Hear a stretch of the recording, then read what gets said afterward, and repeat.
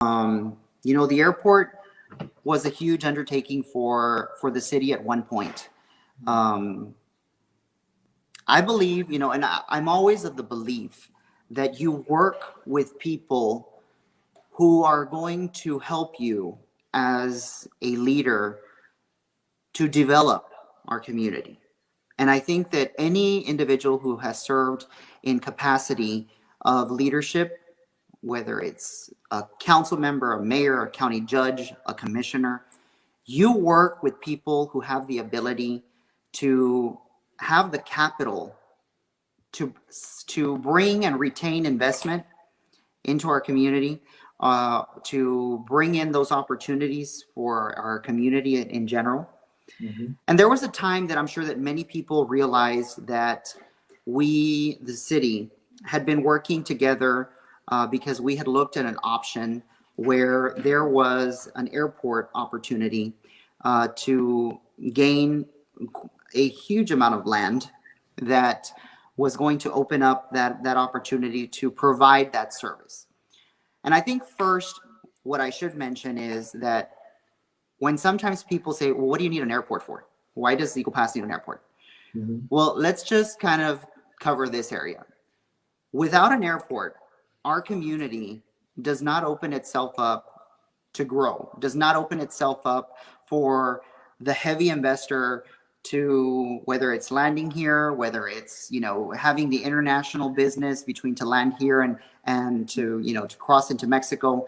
There are so many needs for the connectivity of industry throughout our region, throughout our state, nation, internationally.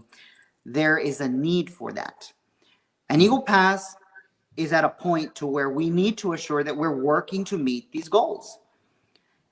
Right now, I remember that I had to fly out of the airport here in an issue, and we were attending a meeting in McAllen, and I was attending it together with one of the local presidents of the bank. We were asked to join this meeting, went and attended this meeting with our congressional delegation. It was a whole delegation of congressmen that came in from Washington to see the border and to understand it. It was a Republican caucus along with the Democratic caucus, and it was just a whole slew of things that we were covering. And I remember that when we flew out of there, when we came back, the plane was coming back into our airport. And all of a sudden, I remember, and I kind of thought to myself, seriously, is this how I'm going to die? Because the plane is lowering itself, trying to come on down to the runway, and automatically has to jilt back up into air because there was a school, I guess you can call it, of javelinas on the runway of the airport. Wow. So that issue was a huge safety concern, obviously, because the fences were not what was required to maintain the wild game, javelinas, deer, whatever was required to do that here within our airport area and to cover that. So it was like a huge issue. And I remember thinking to myself, God, this is where we're at. And that was kind of like where everything sparked itself to, why isn't it that Eagle Pass has better infrastructure at this airport? So conversations began having, and we met with the Wynn family, who we all know the Wynn family has donated land throughout our entire community. They've donated it for C.C. Wynn High School. They have invested heavily into certain portions of the community. They were extremely generous with the sports complex, the donation of that land. We were even able to get additional lands for additional projects that are connected to the sports complex. But there was an initial project where the Wynn family had their landing strip off of Loop 480. Okay. It's off in that area. And we figured, there's some great connection with TxDOT. How can we utilize and try to see if the Wynn family, if we get them to donate this, how can we expand upon this single landing strip that they have for their own private use to let this grow into an international airport for our community. Have a plan of action, but get it started. And I remember very clearly that when we went out there, we visited the sites.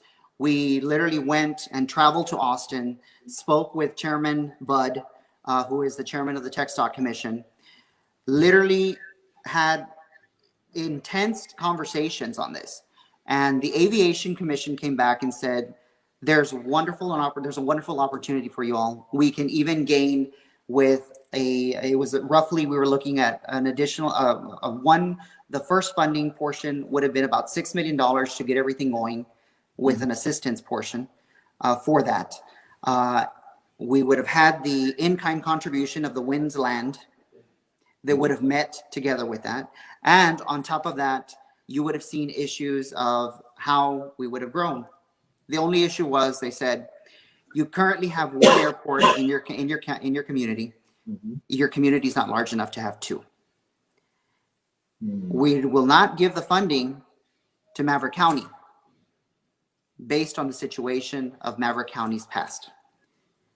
But we will work together with you in the city in order to assure that we can move this community in the right direction and getting this project accomplished. Whether it was starting it on the first phase and moving it on and moving it in the right direction. Went, spoke to the judge, had this whole conversation. Mind you, things were slightly rocky around that time frame. But nonetheless, this was a good opportunity to get a project together. My intention was to make sure that we had a project that was listed very firmly and that was going to bring in a new airport. Told him, I said, whatever you can do, 20,000, 100,000, whatever it is that they can do, just put in something from the county. And this will be the Eagle Pass Maverick County International Airport. It can be, it would have to have had its own managing board and everything. It's a separate process. Unfortunately, the judge didn't want to operate with that. Didn't want to see anything that was tied in any way, shape, or form to the city of Eagle Pass. And simply because the judge has this little problem that, and this is exactly his words. Okay, this is what he told me. He says, you've got this project. He goes, and you can see your name on it. I can already see it. And you tell me, and just because apparently we had been working on it for so much, and the judge has gone around and says, you know, look at all these plaques that he put all over the place. Well, it's not my fault that we were able to accomplish projects. The judge has a problem that there isn't a plaque in sight that's got his name on it, you know, because he hasn't been able to accomplish anything. And that's not my fault. That's just standard protocol for city development and projects and investments that landed as an actual completion of a project, you know? So those are the issues where the city lost out, and not only the city, but the citizens lost out on it. And when I say an airport, I'm not talking about this is a San Antonio airport, you know, Terminal A, Terminal B. No, this is an airport that would have opened up opportunities for us to, right now we have airplanes that are landing